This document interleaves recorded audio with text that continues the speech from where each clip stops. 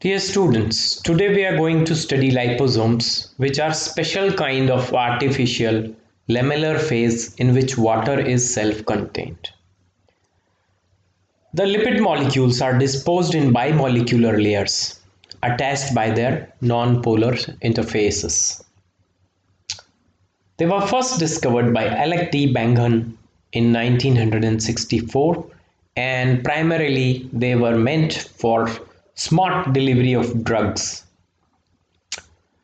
In Greek, lipos means fat and soma means body. So the etymology of liposomes is fat bodies.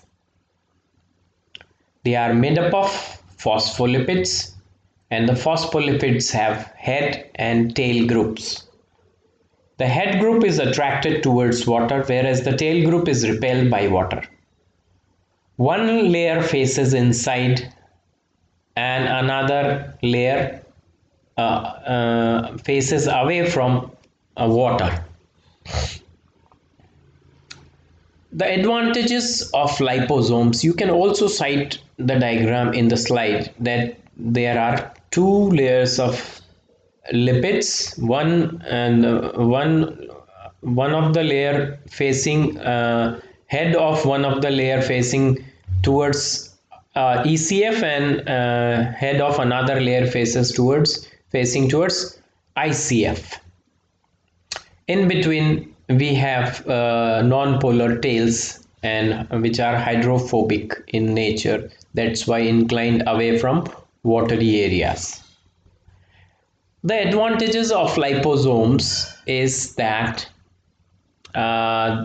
they can complex both with negatively and positively charged molecules, protects the DNA from degradative process, and carry large pieces of DNA as big as chromosomes for the purpose of gene therapy, and also they can carry the drugs to the target organs where it otherwise it would have been difficult to transfer the drugs.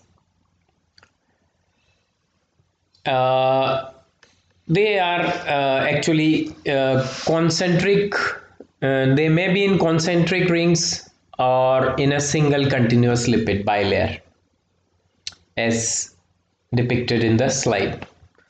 Now how do they get formed? Liposomes are actually spherical vesicles having lipid bilayer, and a fluid is filled inside them, formed by suspending phospholipids in aqueous solution and then subjecting the phospholipids suspension to sonication, which causes the lipid to self-assemble into enclosed vesicles. This is how artificially the liposomes are created. They are not the natural entities. Now, what are the applications of liposomes? Liposomes are actually the excellent vehicle for carrying different molecules protected within them, and they do not invoke any immune response otherwise caused by many drugs and chemicals whenever introduced in the body. Since they are secluded from the body and contained in phospholipid bilayer, they do not cause or incite any immunogenicity. Among the applications, they are used in gene therapy. Missing gene can be delivered to one that has a hereditary deficiency of that gene or enzyme. For instance, used in curing cystic fibrosis.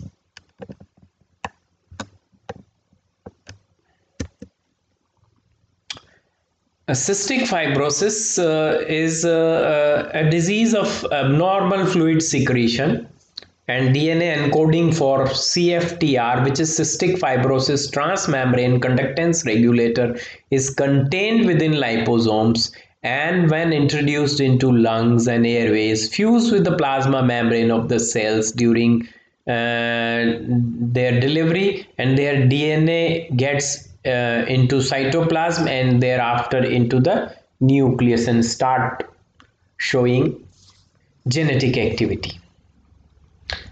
Liposomes are widely used for the purpose of chemotherapy, to target the cancer drugs directly to the affected organs, thereby saving the other organs from the harmful effects of the chemotherapy. They are used extensively in diabetes also, where insulin can be given orally with liposomes, and they are also used for delivery of antibiotics to the required organs. The disadvantages are that their production cost is very high. There are instances where the encapsulated drugs leaks out of the liposomes, and also the liposomes, they have a very low solubility in the membrane. But the properties of liposomes are they are permeable to water, they are osmotically sensitive, and in the application we have some more that as I mentioned, they are used in anti-cancer therapy. Also they are used for vaccine. Their mechanism of action is that the enhanced solubility of amphiphilic and lipophilic drugs make them suitable vehicles for transfer of drugs. They precisely target the drugs to the location, and